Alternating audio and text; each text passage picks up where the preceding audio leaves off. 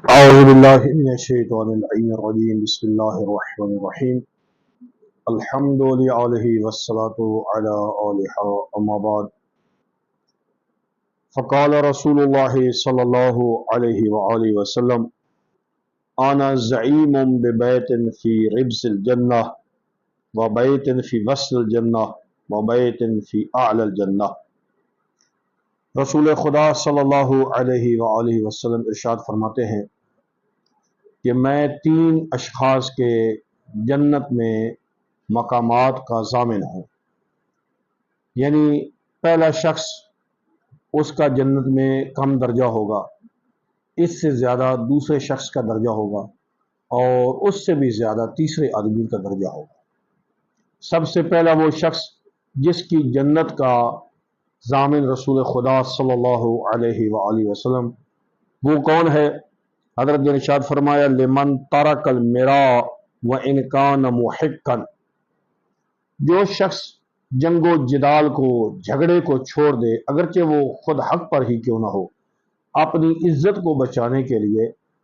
وہ جھگڑے کو چھوڑ دیتا ہے، تو اللہ کے نبی ارشاد فرماتے ہیں کہ میں اس کی جنت کا ضامن ہوں۔ اس لیے جناب امیر علیہ السلام نے ارشاد فرمایا من ظن بعرضہ فلیدع المراء، جو شخص اپنی عزت اور ناموس کو محفوظ رکھنا چاہتا ہے اس کو چاہیے کہ وہ جھگڑے سے پرہیز کرے، کیونکہ جب جھگڑا کیا جاتا ہے تو جس کے ساتھ جھگڑا کر رہے ہیں تو پھر اس کو جیسا بولیں گے وہ بھی مقابل میں ایسے ہی بولے گا، تو پھر آدمی کی عزت اور ناموس ختم ہو جاتی ہے۔ اس لیے اگرچہ حق پر ہوں لیکن بے جا بحث کرنا اور نااہل لوگوں کے ساتھ جھگڑا کرنا جس میں وہ عزت کا خیال نہ کرے، ایسے شخص سے ہرگز جھگڑا نہ کرے، اگرچہ حق پر ہو لیکن اختلاف سے بچنے کے لیے، جھگڑے سے بچنے کے لیے، اپنی عزت کو بچانے کے لیے وہ جھگڑے کو ترک کر دیتا ہے تو اللہ کے نبی ارشاد فرماتے ہیں میں اس کی جنت کا ضامن ہوں۔ تیسرا شخص وَلِمَنْ تَرَكَ الْكِذْبَ وَإِنْ كَانَ حَاضِرًا، جو شخص جھوٹ کو چھوڑ دیتا ہے اگرچہ مذاق میں ہی کیوں نہ ہو، تو اللہ کے نبی ارشاد فرماتے ہیں میں اس کی جنت کے وسط میں مقام کا ذمہ دار ہوں، یعنی اس کو اللہ تعالیٰ جنت کے درمیان میں مقام عنایت فرمائے گا۔ تو ہم اندازہ کیجئے کہ جو جھوٹ کو چھوڑ دیتا ہے، معصوم فرماتے ہیں ساری برائیوں کو ایک کمرے میں بند کر دیا جائے اور اس کو تالا لگا دیا جائے،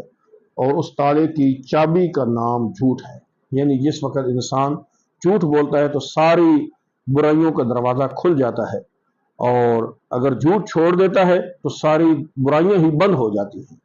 اس لیے اللہ کے نبی ارشاد فرماتے ہیں جو شخص جھوٹ کو ترک کر دیتا ہے میں اس کی جنت کا ضامن ہوں۔ تیسرا وہ شخص وَلِمَنْ حَسُنَ خُلُقُهُ، جس آدمی کا اخلاق خوبصورت ہے میں اس کے جنت کے اعلیٰ مقام کا ضامن ہوں۔ یہ سب سے بڑے درجے والا آدمی ہے جس کا اخلاق اچھا ہے، جس کے اخلاق سے لوگ متاثر ہو کر اسلام میں داخل ہوتے ہیں۔ رسول خدا صلی اللہ علیہ وسلم کی کامیابی کا راز بھی قرآن نے یہی فرمایا ہے فَبِمَا رَحْمَةٍ مِّنَ اللَّهِ لِنْتَ لَهُمْ وَلَوْ كُنْتَ فَظًّا غَلِيظَ الْقَلْبِ لَانفَضُّوا مِنْ حَوْلِكَ، اے میرا حبیب یہ اللہ کی رحمت ہے کہ تیری زبان بڑی نرم ہے، اگر تو سخت زبان ہوتا اور تیری زبان درست ہوتی یعنی سخت زبان ہوتی تو پھر لوگ تیرے ارد گرد سے بھاگ جاتے، تیرے ارد گرد اتنے لوگ اکٹھے نہ ہوتے۔ حضور سرور کائنات کو جو اللہ تعالیٰ نے تمغہ عطا فرمایا وہ بھی فرمایا انک لعلی خلق عظیم، کہ تیرا اخلاق بڑا عظیم ہے، تیرا کردار بڑا عظیم ہے۔ لہذا لوگوں کے درمیان با اخلاق طریقے، یعنی اخلاق کا یہ مطلب نہیں ہے کہ ہر ایک کی چاپلوسی کرے، یہ چاپلوسی کا نام اخلاق نہیں ہے، بلکہ یہاں پر سخت بولنا ہو وہ سب پر سخت بولا جاتا ہے، وہ اخلاق کے دائرے سے خارج نہیں ہے، یعنی جہاں پر نرم بات کام کرتی ہو وہاں پر سخت بات نہیں کرنی چاہیے، نرم بات سے۔ حضرت موسیٰ و ہارون کو جب خالق نے فرعون کے پاس بھیجا تو یہی حکم ارشاد فرمایا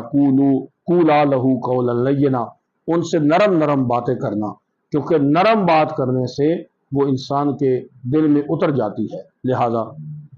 انسان کا اخلاق اچھا ہو تو اللہ کے نبی ارشاد فرماتے ہیں میں اس کی جنت کے اعلیٰ مرتبے کا ضامن ہوں۔ اس لیے ہمیں اپنے اخلاق کو درست رکھنا چاہیے تاکہ رسول خدا ہماری بھی جنت کے ضامن بن سکے۔